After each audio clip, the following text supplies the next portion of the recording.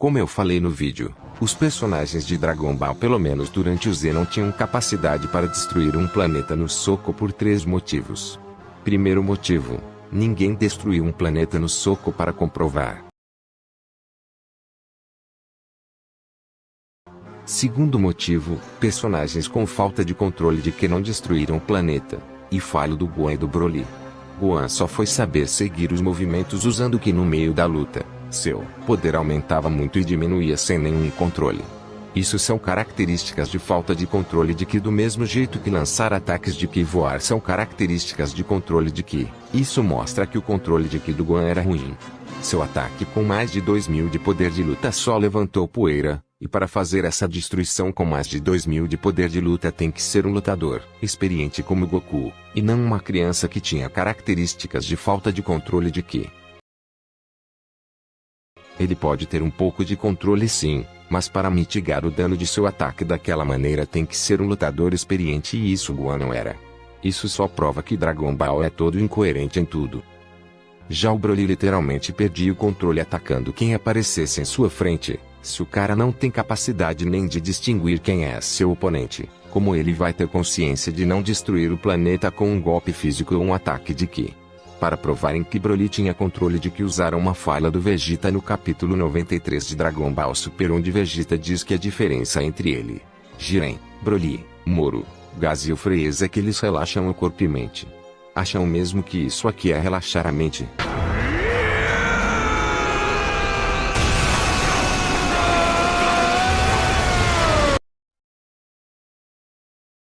Durante o mesmo capítulo vemos o Broly perdendo o controle. Isso só prova o meu ponto: Dragon Ball é uma obra incoerente do início ao fim em qualquer coisa, é inconsistente demais. E o terceiro motivo, se o Ki aumenta atributos então aumenta a força de maneira igual, não importa se é levantamento de peso ou na potência dos golpes, não faria sentido o Ki do Goku fazer ele ter força para aguentar no máximo 40 toneladas na forma base, e ao mesmo tempo fazer seu soco ser muito mais forte que isso. Como explica isso de maneira coerente com a obra? O que é seletivo? Vou perguntar de novo. O que é seletivo? O que seleciona onde Goku terá mais força?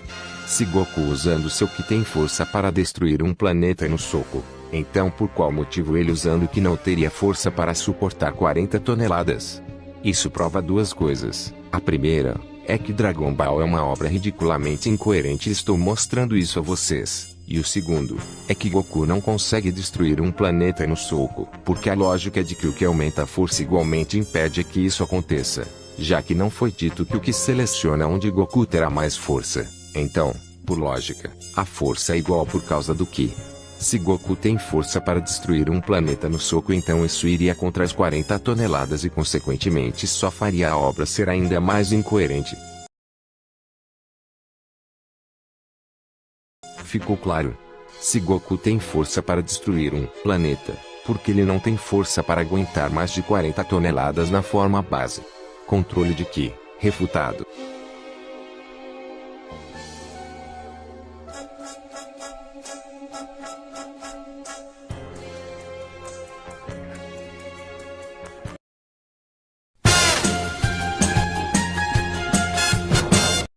Durante o debate, um fanboy não acreditava que o caminho da serpente tinha 1 milhão de quilômetros, mesmo sendo dito.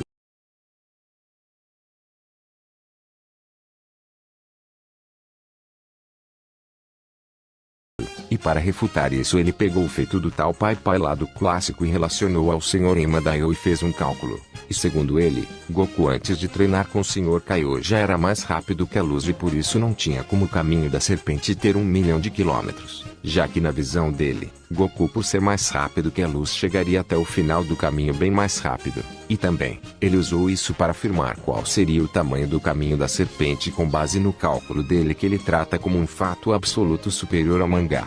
E como eu refuto isso? É bem simples. Se Goku e nenhum outro personagem do arco dos Saiyajins demonstraram ser mais rápido que a luz, então o cálculo dele absurdo não faz sentido com a obra. É um outlier. Ele estava falando de velocidade de deslocamento. Com base nisso eu posso usar feitos de velocidade de deslocamento para refutar esse cálculo maluco. Após Goku voltar do caminho da serpente, ele usou a nuvem voadora para ir até os Saiyajins. Se ele antes do treinamento já era mais rápido que a luz em velocidade de deslocamento, então por que não usou sua velocidade em vez da nuvem voadora? Esse argumento não é suficiente. Então toma outro.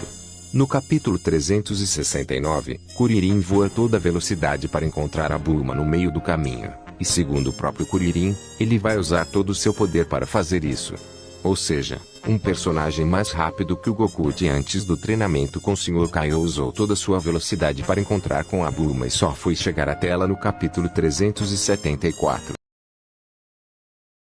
Velocidade da luz e caminho da serpente, refutado. Vamos refutar mais um argumento que os fanboys usaram. No episódio 98 de Dragon Ball Z, durante a luta do Goku e Freeza, tem um momento específico onde ambos saem voando em linha reta. Nessa hora é mostrado que o Sr. Kaiô fica surpreso com tamanha velocidade e diz que não consegue seguir os movimentos do Goku e Freeza. Mas o quê? Não é possível. Não consigo seguir seus movimentos. Como são rápidos para lutar.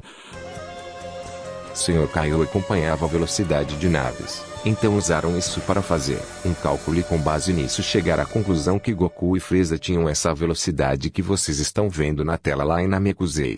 1.4 trilhões de vezes a velocidade da luz. Para você ter ideia, com essa velocidade Goku poderia dar 446 bilhões de voltas ao redor do Sol em um segundo. E como o fanboy que usou esse argumento gosta de chamar meus argumentos que são 1000 vezes mais coerentes de outlier, eu vou fazer o mesmo e provar que é o argumento dele que é um outlier. E como vou provar que essa suposta velocidade do Goku e Freeza é um outlier? É bem simples e fácil. No capítulo 327 Goku diz que ele não teria tempo de chegar até a sua nave. No capítulo seguinte Sr. Kaiô diz a mesma coisa, ou seja, Goku sabe onde está sua nave mas não tem velocidade suficiente para chegar até ela. Para refutar isso os fanboys disseram que Goku não sabia onde estava a nave, mas eles são completamente refutados quando Goku no capítulo 317 fala para Gohan onde sua nave está. Só do fato do Goku ter uma noção de onde está sua nave já refuta os fanboys. Gohan, com as informações dadas pelo Goku, chegou até a nave dele 2 capítulos depois. Se o Gohan consegue, então Goku conseguiria encontrar sua nave muito mais fácil. Isso tudo prova que a velocidade de 1.4 trilhão de vezes a da luz para Goku e Freeza é um outlier. Também disseram que Goku atravessou o planeta para chegar até Freeza, mas são refutados quando o próprio Goku no capítulo 307 fala que eles estavam perto.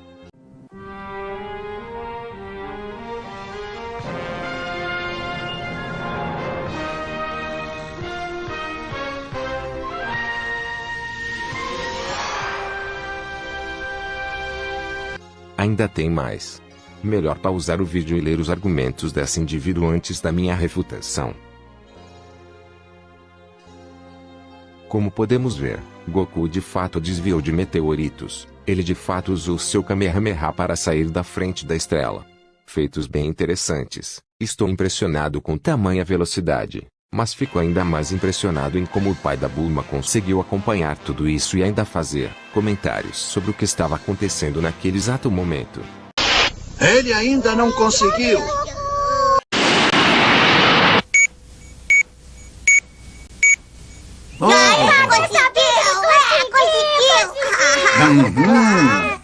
Então o pai da Bulma também é mais de 1 trilhão de vezes mais rápido que a luz.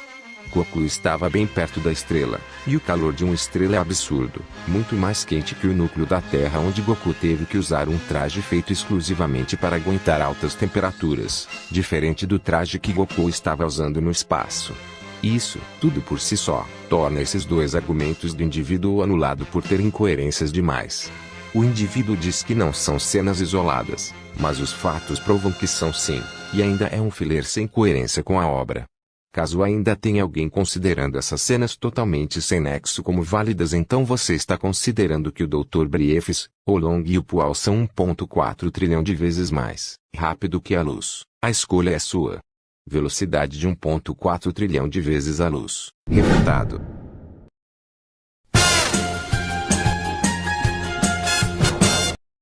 Novamente, pause e leia. Como o indivíduo afirmou, as situações sob pressão em momentos de combate sério são as circunstâncias onde o personagem utilizará toda a sua velocidade. Segundo ele, as cenas que eu usei como argumento são cenas casuais onde os personagens não usam toda a sua velocidade. Bom, então vamos ver quais cenas são essas e vamos analisar para ver se encaixa em situações sob pressão em momentos de combate sério. Vamos começar pelo Goku em Namekusei. Goku sabia onde sua nave estava, e também sabia que a nave do Freeza estava quebrada, ou seja, Goku tinha duas opções. A primeira, sair voando até sua nave onde ele sabia onde estava e sabia que estava intacta. Segunda, Goku tinha a nave quebrada do Freeza como opção de fuga do planeta que ia explodir a qualquer momento. Ou seja, essa situação é muito pior do que um combate sério, já que aqui é certeza de morte caso Goku não usasse sua velocidade máxima. E o que houve, Sr. Kaiô? Era a última esperança que ele tinha. Estou falando da nave de Freeza. Não funcionava e caiu num precipício. Mestre, o que aconteceu com Goku? Ele não vai voltar. Terá o mesmo destino de Namekusei.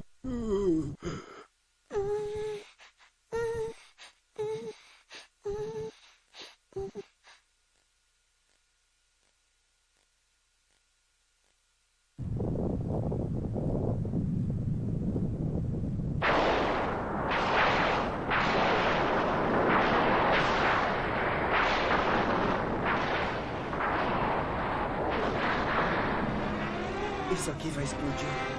Namekusei vai explodir.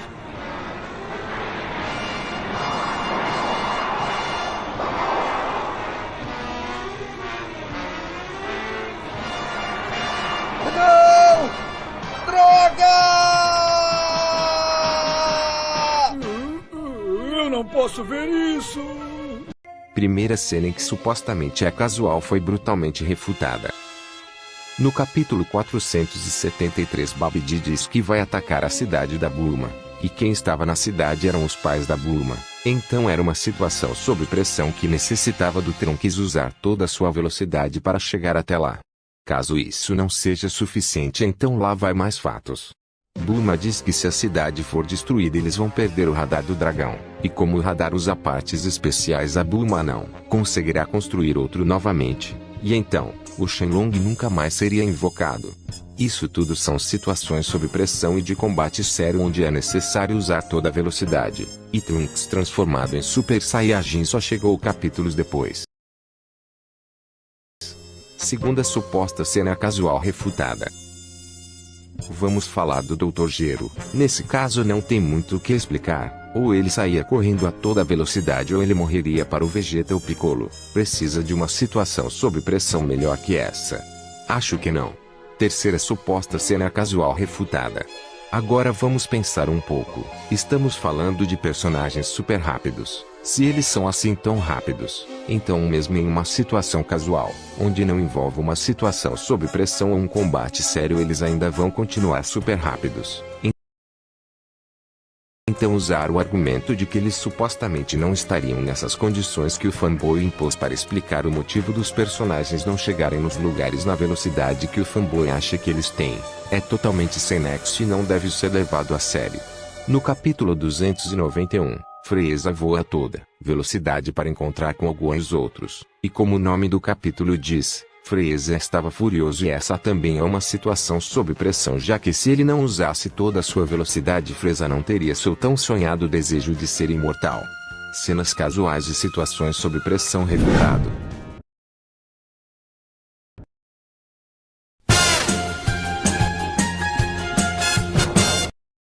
Alguns indivíduos disseram que a velocidade da luz do Taioken aumenta de velocidade dependendo do ki do usuário, e usaram essa fala do Vegeta para tentar provar isso. Mas a fala do Vegeta não traz evidências claras que prove que a luz do Taioken aumenta de velocidade conforme o ki do usuário. É uma fala muito vaga. Simplesmente é na base do confio argumento deles.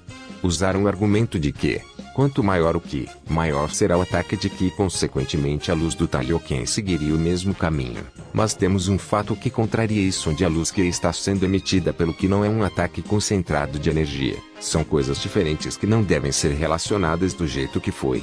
A única coisa em comum é que a luz é feita a partir do Ki, nada mais que isso. A única coisa lógica, que talvez possa fazer sentido é aumentar a intensidade da luz do Taiyoken.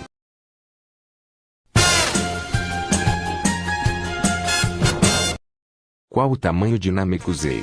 Será que é assim tão grande quanto os fanboys falam por aí? Vamos aos fatos.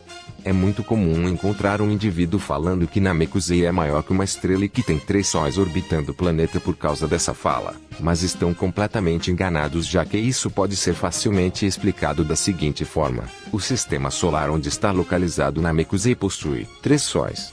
Mas essa minha explicação faz sentido? Claro que faz, e vou explicar os motivos. Como Dodoria disse, Namekusei não é um planeta muito grande.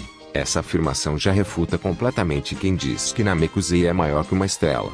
A casa do grande patriarca fica em uma região bastante longe, tão longe que Freeza, usando toda a sua velocidade, cruzou essa distância em menos de 40 minutos. É tão longe que andando levaria 30 dias para chegar até lá. Kuririn, após ter seu poder despertado, diz que agora pode buscar o Gohan em algumas horas, ou seja, personagens super rápidos que, segundo os fanboys, superam em muito a velocidade da luz, levam bastante tempo para cruzar distâncias continentais. E não é um outlier, porque cenas como essas tem aos montes em todo o Dragon Ball Z. Namekusei de fato é um planeta grande, muito maior que a Terra, mas não chega perto de ser maior que uma estrela.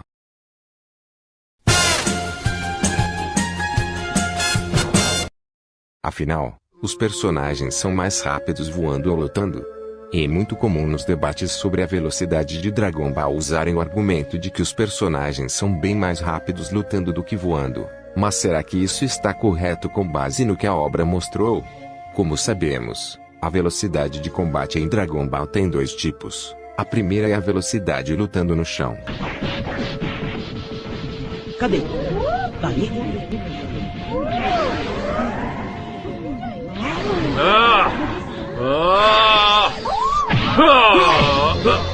A segunda é lutando, voando.